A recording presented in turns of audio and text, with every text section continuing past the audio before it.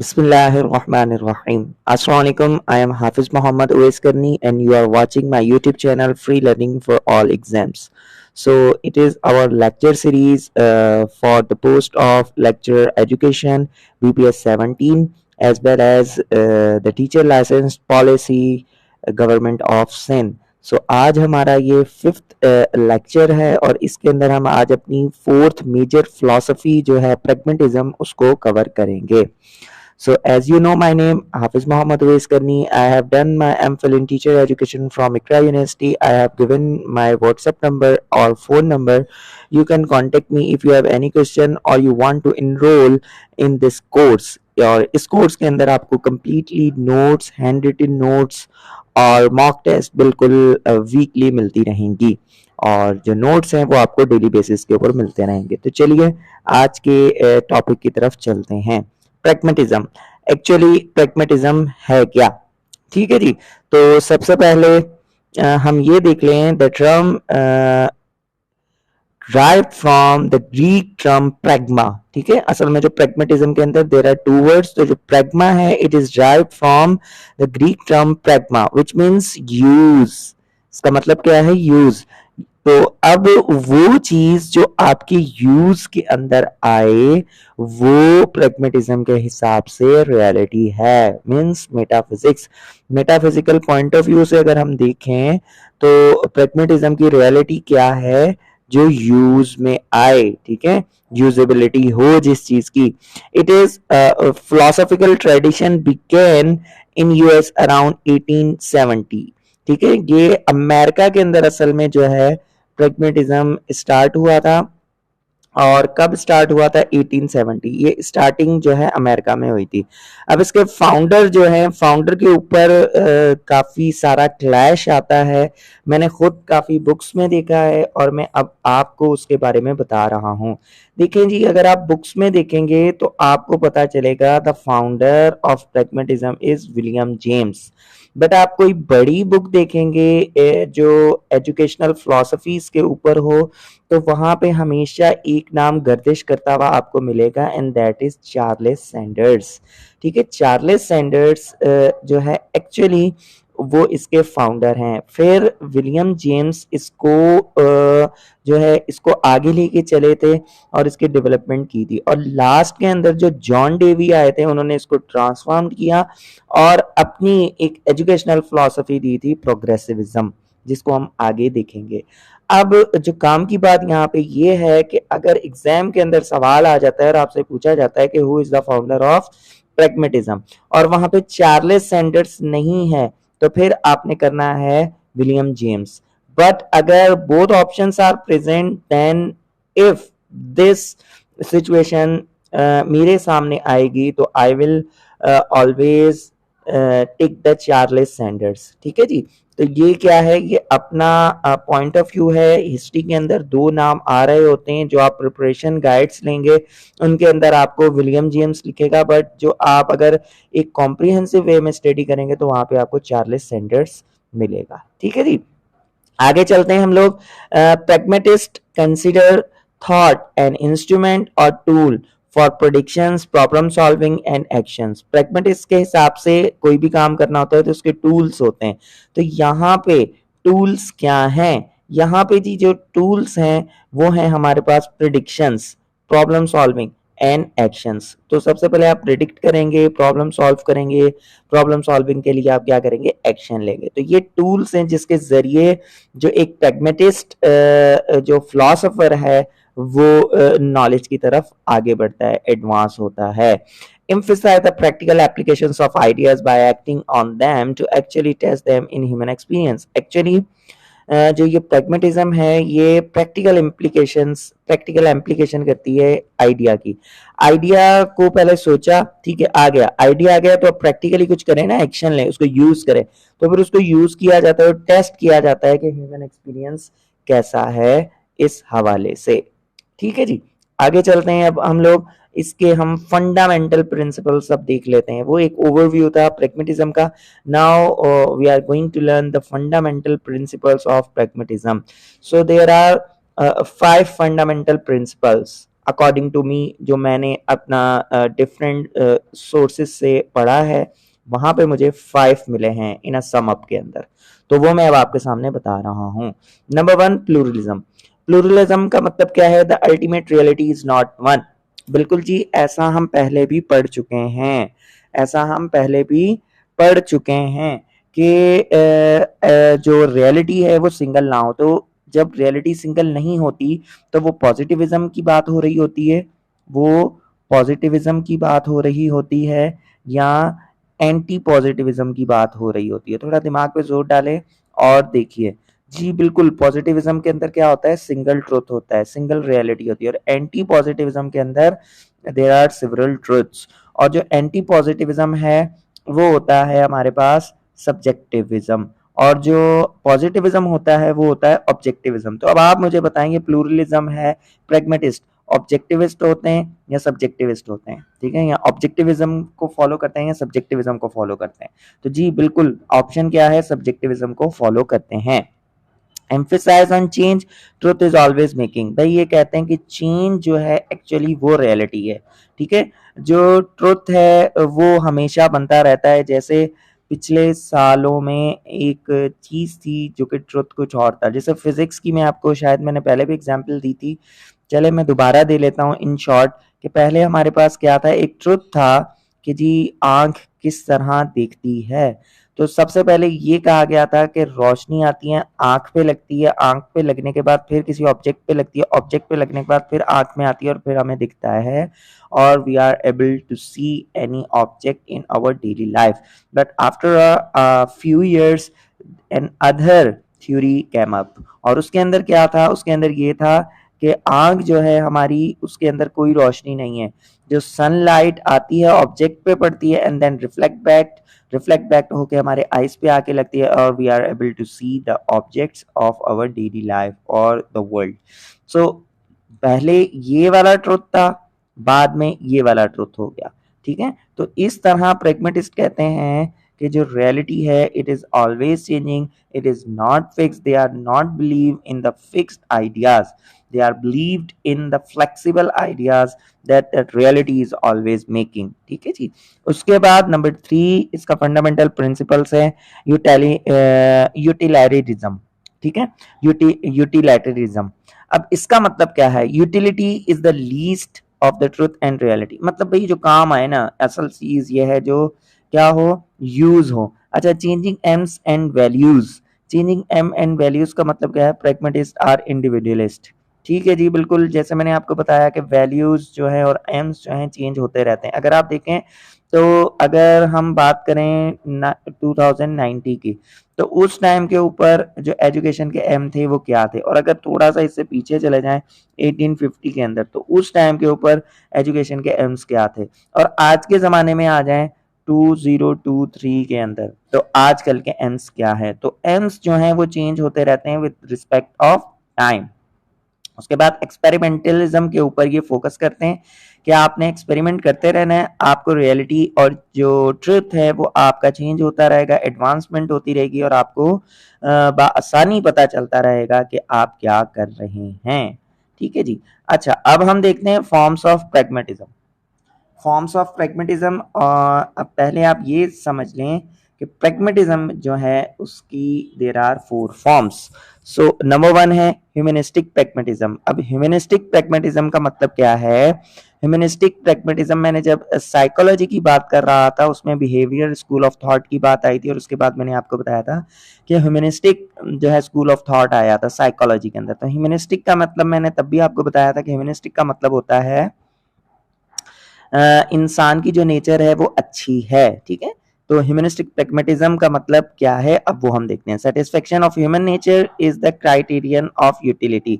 ठीक है, सेटिस्फाई इंसान कैसे होता है? ठीक है, ह्यूमन नेचर कैसे होती है कि भाई कोई भी चीज है वो काम में आ रही है। अब यहाँ पे जरा ये देखिएगा, ये फ्रेज है, इसको लोग क्या समझेंगे? London squares are circular. तो ये अब थोड़ी सी कंट्रोवर्सी है, कुछ लोग समझेंगे कि सम लंदन स्क्वायर्स आर सर्कुलर। ठीक है, अब बट यहाँ पे देखें आप थोड़ा सोच लें, जो आपका माइंड काम कर रहा है। अब यहाँ पे देखें कंट्राडिक्शन क्या है। We know that the term square here means the meeting of the road, not the geometrical figure known by this name.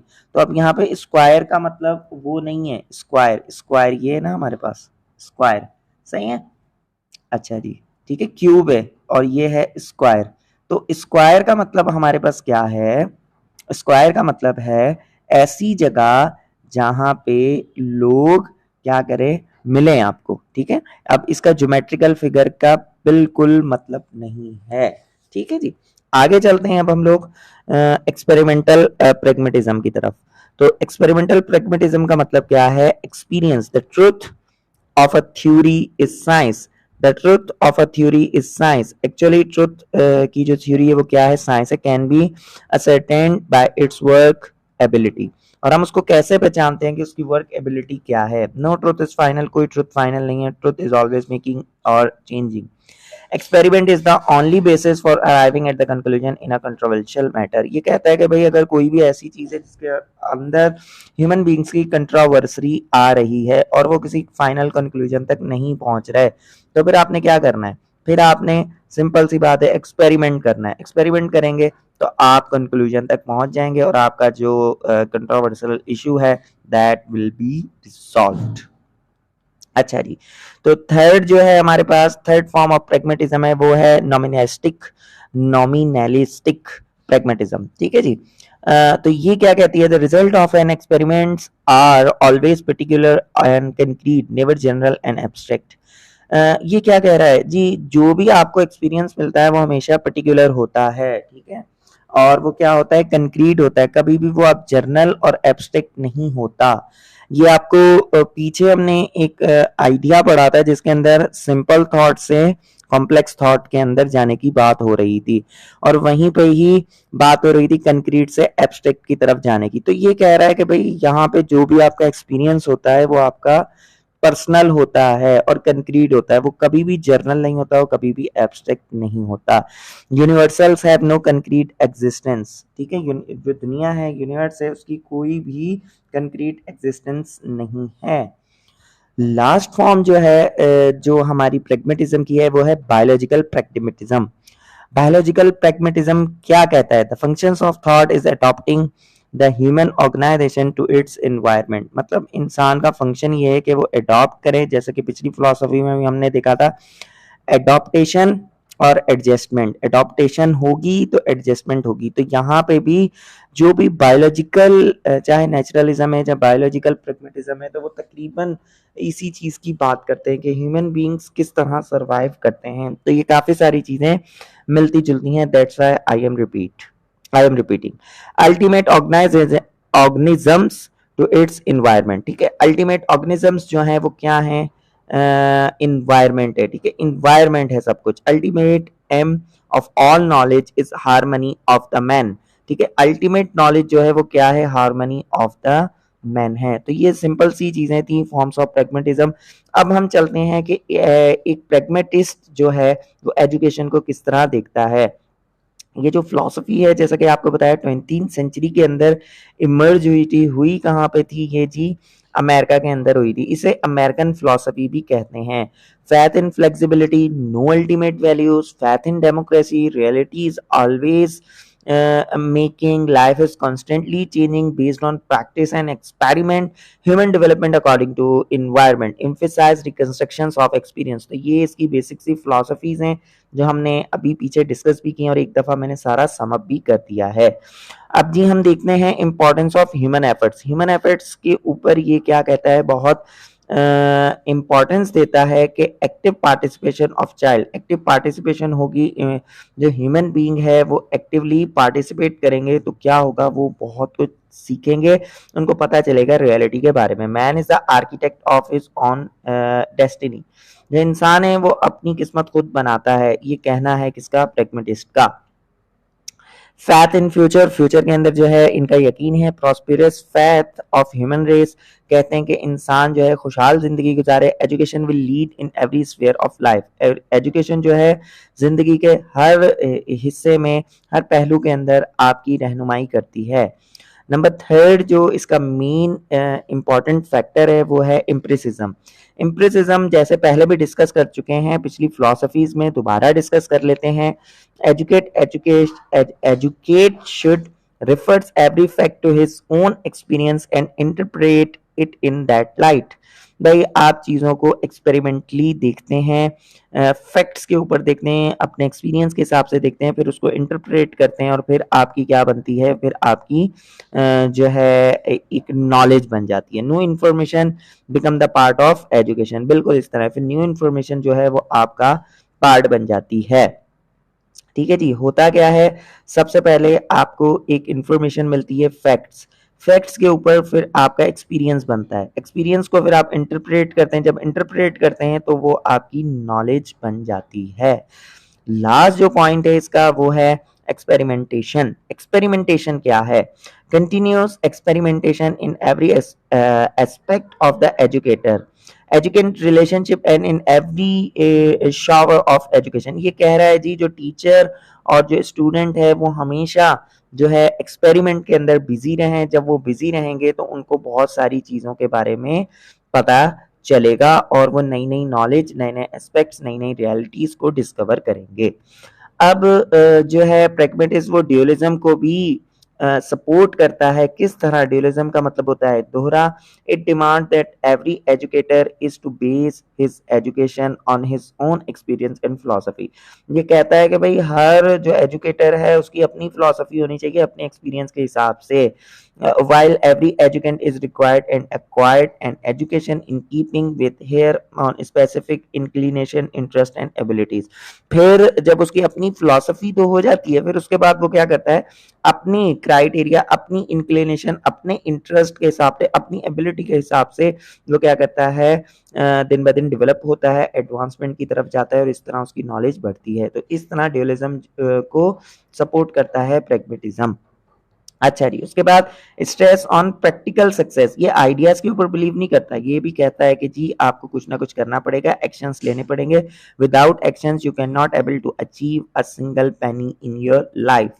सो इसे आप ये भी कह सकते हैं कि try is the key to success. ये बिल्कुल जो है प्रैग्मेटिस्ट एजुकेशन फिलॉसफी के ऊपर ये जो हमारा एक मशहूर सा सेंटेंस है वो उतरता है। ठीक है जी। उसके बाद our only aim is to satisfy our natural desire and to develop life. जी ये प्रैक्टिकलिटी के ऊपर जो है फोकस करता है, जिससे हमारे नेचुरल डिजायर्स और हमारी जो लाइफ है वो डेवलप होती है। ह्यूमन्स के ऊपर जो है, ह्यूमन राइट्स के ऊपर ये बहुत फोकस करता है, इंडिविजुअलिटी के ऊपर फोकस करता है। ऐसा नहीं है कोई शख्स है तो उसको आपने जलील करना है या उसका आप जो एक्सप्रेशन है या उसका पॉइंट ऑफ व्यू है वो आपने सुनना ही नहीं है, आपने एकदम उसको नेगलेक्ट कर देना है, तो ऐसा कुछ नहीं है। हर पर्सन की अपनी इंपॉर्टेंस है और ये आहिस्ता आहिस्ता अब ये जो चीज़ है यही आपको एग्जिस्टेंशियलिज्म की तरफ लेके जाएगी कि इम्पॉर्टेंस ऑफ ह्यूमन बीइंग पर यहाँ पे अभी इस चीज़ की शुरुआत हो रही है। उसके बाद डेमोक्रेसी के ऊपर बिलीव करता है, emphasize of human personality, personality develop होगी तभी इंसान कुछ ना कुछ सीख पाएगा। Aims of education, aims of education क्या है जी? प्रैग्मेटिज्म के experimentation in the field of education. भाई एजुकेशन है तो एक्सपेरिमेंट है, एक्सपेरिमेंट नहीं है तो एजुकेशन नहीं है, ये मानना है प्रैग्मेटिस्ट का। To determine more modern ideas with accord with present day soul life. भाई आपको नए नए आइडियाज जो है डिस्कवर करने हैं प्रेजेंट डे जो है, प्रेजेंट डे की जो जिंदगी गुजर रही है उसके हिसाब से। जो स्टूडेंट है उसकी ग्रोथ के ऊपर आपने फोकस करना है। जॉन डेवी कहते हैं education as such has no aims, education is an abstract idea. ये एन एब्स्ट्रैक्ट आइडिया है। एजुकेशन असल में है क्या? एक एब्स्ट्रैक्ट आइडिया है। Only person has aims with growth aim may change. तो जो पर्सन है उसके जो एम्स हैं वो क्या होते हैं, बढ़ने के साथ चेंज होते रहते हैं। जैसा कि आप एग्जांपल्स देखें, एक बच्चा है उसके एम्स अलग होते हैं, जब बड़ा होता है तो उसके एम्स चेंज होते हैं, फिर और बड़ा हो जाता है उसके एम्स चेंज हो जाते हैं, जब बूढ़ा हो जाता है उसके एम्स चेंज हो जाते हैं। तो जो एम्स हैं वो with respect of time is always changing, यही यहाँ पे बात हो रही है। 3 एलिमेंट्स दैट आइडेंटिफाई गुड और प्रॉपर एम्स, 3 चीजें हैं जो आपके एम्स को आइडेंटिफाई कर सकती हैं। तो कौन कौन सी हैं? Such aims are based on educand actions and needs, ऐसे एम जो भाई एक्शन और नीड्स के ऊपर हों। दे इलिसिट द एजुकेशंस या एजुकेंट्स कोऑपरेशन, कोऑपरेशन बहुत जरूरी है, अगर कोऑपरेशन आप नहीं कर रहे हैं तो वो एम रियलिटी में या एक्शंस में आप उसको फुलफिल नहीं कर सकते। They are specific and temporary not permanent and general, ये वही बात है जो पीछे भी हमने पढ़ी थी कि कोई भी चीज जो है जर्नल नहीं होती, आपकी पर्टिकुलर होती है, कंक्रीट होती है, एब्स्ट्रैक्ट नहीं होती। तो जो भी आपको एक्सपीरियंस मिला है वो टेम्पररी है, आने वाले वक्त में हो सकता है कि वो दूसरा उस तरह का एक्सपीरियंस मिल जाए और आपकी जो थिंकिंग थी वो चेंज हो जाए। तो ये है जी एम ऑफ एजुकेशन। अब हम देख लेते हैं कैरिकुलम को कि प्रैग्मेटिज्म का कैरिकुलम किस तरह का होगा। तो सबसे पहले प्रिंसिपल ऑफ यूटिलिटी, ठीक है, ऐसा कैरिकुलम हो जो काम आ सके, जो चीज काम नहीं आ सकती वो जो है आपका करिकुलम का पार्ट नहीं होगा। तो कौन सी चीजें काम आ सकती हैं भाई? टेक्निकल साइंटिफिक एजुकेशन, टेक्निकल और साइंटिफिक एजुकेशन। टेक्निकल और साइंटिफिक एजुकेशन के अंदर फर्क है, ये पहले भी जिसे मैंने वोकेशनल आपको कहा था, वोकेशनल एजुकेशन जो है जिसके अंदर आपका जो है मोटरसाइकिल मैकेनिक, इलेक्ट्रिशियंस, स्टिचिंग, ये वाले जो जितने भी डिप्लोमास हैं ये सारे वोकेशनल ट्रेनिंग्स के अंदर आ जाते हैं। तो जो प्रैग्मेटिस्ट है वो इस चीज को सपोर्ट करता है। Girls should be taught in agriculture and the science, ठीक है। अब यहाँ पे जो लड़कियों के लिए यहाँ पे बात हुई है, उनको एग्रीकल्चर और साइंस के बारे में पढ़ाना चाहिए फोकस, और बॉयज़ के लिए फोकस किया गया है कि फिजिकल ट्रेनिंग की जाए और उनको जो सब्जेक्ट्स पढ़ाए जाए वो just like history, geography, mathematics और हाइजीन, इस तरह के सब्जेक्ट्स पढ़ाने चाहिए, ठीक है जी। प्रिंसिपल्स ऑफ चाइल्ड इंटरेस्ट, जो कैरिकुलम होगा उसके अंदर चाइल्ड इंटरेस्ट को लाजमी तौर पे देखना है। अब देखें पिछली फिलोसफीज आप देखें तो चाइल्ड इंटरेस्ट को बिल्कुल फोकस नहीं करती थी, बट अब आहिस्ता आहिस्ता नेचुरलिज्म के बाद चाइल्ड के ऊपर फोकस होना शुरू हुआ है। तो ये इस तरह आपने देखना है कि जो जब आपकी फिलोसफी शुरू हुई थी तो वो टीचर डोमिनेंट फिलोसफीज थी, और आहिस्ता आहिस्ता वक्त गुजरने के साथ साथ वो चाइल्ड सेंटर्ड फिलोसफीज बनना शुरू हो गई उनके रिएक्शन के अंदर, क्योंकि वो गैप था और वहाँ पे जो है उस पूरे एरिया को वो निगलेक्ट कर रहा था। That's why different philosophies has been emerge in the history. तो जी अब हम देखते हैं children events, 4 kinds of interest. जो एक बच्चा होता है उसके अंदर 4 किस्म के इंटरेस्ट होते हैं, एक talking, searching, discovering, creative activity और आर्टिस्टिक मैनिफेस्टेशन। ये 4 चीजें होती हैं। तो बच्चा क्या करेगा? अपने इंटरेस्ट के हिसाब से चीजें सीखेगा। रीडिंग है, काउंटिंग है, हैंडीक्राफ्ट है और पेंटिंग है, ये चीजें बच्चा जो है बहुत इंटरेस्ट से करता है। तो कैरिकुलम ऐसा होना चाहिए जिसके अंदर ये वाली चीजें लाजमी तौर पे होनी चाहिए। उसके बाद जी principles of child experience, child का जो एक्सपीरियंस है, बच्चे का जो एक्सपीरियंस है उस हिसाब से आपका करिकुलम होगा। तो उसको उसमें बच्चा जो है एक्शन भी ले सकेगा, उसमें उसका इंटरेस्ट भी आएगा और वो सीख भी सकेगा। Providing the child with actual experience rather than rote learning. Rote learning भाई बुकिश नॉलेज की तरफ नहीं ये जाता। प्रैग्मेटिज्म ये नहीं कहता बुकें पढ़ लो और बुक में जो लिखा है वही सही है, ये कहता है प्रैक्टिकल नॉलेज की तरफ आए, एक्शंस लेंगे, आपको चीज़ों का पता चलेगा, आपकी लर्निंग होगी। रूट लर्निंग के बिल्कुल खिलाफ है। अच्छा जी, इंटीग्रेशन की बात होती है। इंटीग्रेशन के अंदर जो करिकुलम है वो इंटीग्रेट हो, चीज़ें अलग अलग हिस्सों में अलग अलग काम ना कर रही हो, चीज़ें बिल्कुल अलग हो, काम कर रही हो बट उनका पर्पस, उनका एम एक हो, ये मकसद है प्रिंसिपल ऑफ इंटीग्रेशन का। In a school the different subjects should not be completely segregated from each other. भाई ऐसे सब्जेक्ट्स आप ले जो एक दूसरे के साथ इंटीग्रेट कर रहे हों। अब ऐसा नहीं है, अगर आप पढ़ाना चाहते हैं बच्चे को प्योरली आर्ट्स, ठीक है, तो आपने उसको सब्जेक्ट्स उठा के दे दिए, बायोलॉजी, मैथमेटिक्स, इस तरह के सब्जेक्ट दे दिए। तो अब ये क्या है? ये एक अलग एरिया है और ये एक अलग एरिया है, अब ये आपस में इंटीग्रेट हो ही नहीं रहे। तो प्रैग्मेटिस्ट ये कहते हैं कि अगर आपने करिकुलम बनाना है तो ऐसा करिकुलम बनाए जो इंटीग्रेटेड हो, एक दूसरे के साथ उसकी चीज़ें बिल्कुल मिल रही हों, मैच कर रही हों, ठीक है, बिल्कुल सेपरेट पार्ट में कोई भी काम ना हो। अब जो है हमारे पास है एजुकेशनल मेथड। प्रैग्मेटिज्म के अकॉर्डिंग जो एजुकेशनल मेथड है वो क्या होता है? तो इनका जो मेथड है बेस्ड ऑन साइकोलॉजी और सोशियोलॉजी, ठीक है। Method must be dynamic and changeable. भाई मेथड कोई एक नहीं है, कोई फिक्स नहीं है, आपके मेथड चेंज हो सकते हैं। जो टीचर यहाँ पे होता है वो एज अ फ्रेंड होता है, एज अ गाइड होता है। जैसे नेचुरलिज्म के अंदर भी टीचर जो है आपका एक ऑब्जर्वर होता है और वो लीस्ट इंटरफेरेंस करता है स्टूडेंट्स को। तो यहाँ पे भी, यहाँ पे जो बात हो रही है वहाँ पे ये बात की जा रही है कि जो मेथड है वो डायनामिक और चेंजेबल हो सकता है। जैसा टीचर समझे वो क्लास के अंदर उस मेथड से पढ़ा सकता है। वैसे जो मेथड्स हैं जो mostly project, problem solving, activity based, learning by doing, जो इनका ही अक्सर टेस्ट में सवाल आता है कि लर्निंग बाय डूइंग कौन करता है, कौन सी फिलोसफीज को सपोर्ट करती है। तो लर्निंग बाय डूइंग जो है वो विलियम जेम्स हैं जिन्होंने कहा है प्रेगमेटिज्म के हवाले से कि प्रेगमेटिस्ट जो हैं वो लर्निंग बाय डूइंग करते हैं, प्रैक्टिकल नॉलेज की बात करते हैं, एक्शन बेस्ड की बात कर रहे होते हैं। तो प्रोजेक्ट मेथड आ गया, ठीक है, रियल एक्चुअल एक्सपीरियंस आपने सीखना है। Pragmatism refers to distinguish between theory and practice.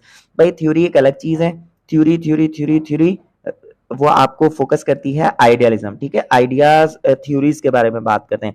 पर प्रैक्टिकल जब आपने करना है तो भाई फिर आपको प्रैक्टिस करनी है, और प्रैक्टिस के लिए प्रैग्मेटिज्म जो कैरिकुलम है और मेथड है वो बहुत अच्छा है, ठीक है। तो एजुकेशनल मेथड जो है प्रैग्मेटिज्म का वो ये है कि भाई प्रैक्टिस करनी है, थ्योरीज एक अलग चीज है, उसकी अपनी एक वैल्यू है, वो बच्चे को पढ़ाना है, बताना है, पर एक्चुअल चीज क्या है वो प्रैक्टिस है। True education lies is not knowing but in doing. ये वही बात है कि जानना असल एजुकेशन नहीं है बल्कि करना एजुकेशन है। Method of learning by doing, active participation, self development and self discipline. Self development और सेल्फ डिसिप्लिन की बात हो रही होती है। तो जी अब आज था, ये आज के लिए था जिसके अंदर हमने प्रैग्मेटिज्म को बहुत अच्छे से कवर किया। अगर आपको किसी किस्म का भी सवाल हो तो आप मेरे दिए गए नंबर के ऊपर कांटेक्ट कर सकते हैं और मुझसे पूछ सकते हैं। और वो दोस्त जो इस कोर्स के अंदर इनरोल होना चाहते हैं वो भी मेरे दिए गए व्हाट्सएप नंबर के ऊपर कांटेक्ट कर सकते हैं, उनको इनरोल कर दिया जाएगा, जिसके अंदर 40 डेज का ये एक पूरा हमारी लेक्चर सीरीज है, जिसके अंदर 40 हमारे लेक्चर्स होंगे, जिसके अंदर मोर देन वीकली हमारे पास मॉक टेस्ट हो रहे हैं। डेली आपको जो स्लाइड्स हैं और हैंड रिटन नोट्स हैं वो भी प्रोवाइड किए जाएंगे। तो अब चलते हैं हम लोग प्रैक्टिस की तरफ। प्रैक्टिस के अंदर यही है, एज यू नो, कि हमारे पास 10 एमसीक्यूज होते हैं। आपने क्या करना है, you pause the video and you have to write the answers of your questions and then you can continue the video. और फिर उसके बाद एक 5 एमसीक्यूज आएंगे, फिर आपने उसके अंदर वीडियो को पॉज करके you have write down your answers and after that in and I show the answer keys. You have to check your own answers and after that you make your own results. So let's start the practice questions. जी तो hopefully आप लोगों ने अपने answers लिख लिए होंगे। अब जी ये आ गए हमारे दूसरे प्रैक्टिस क्वेश्चंस। आप वीडियो को पॉज कीजिए, अपने राइट आंसर्स लिखिए। So hopefully you have written all the answers. Now it's time to see the answer keys. These are the answer keys of today's practice questions. If you have any kind of difficulty to understand all the MCQs, then you can ask me in the comment section or on my WhatsApp number. So in last, thank you for watching my YouTube channel, that is free learning for all exams. So inshallah ta'ala we will meet in next lecture, and that is existentialism. Till that time, Khuda Hafiz.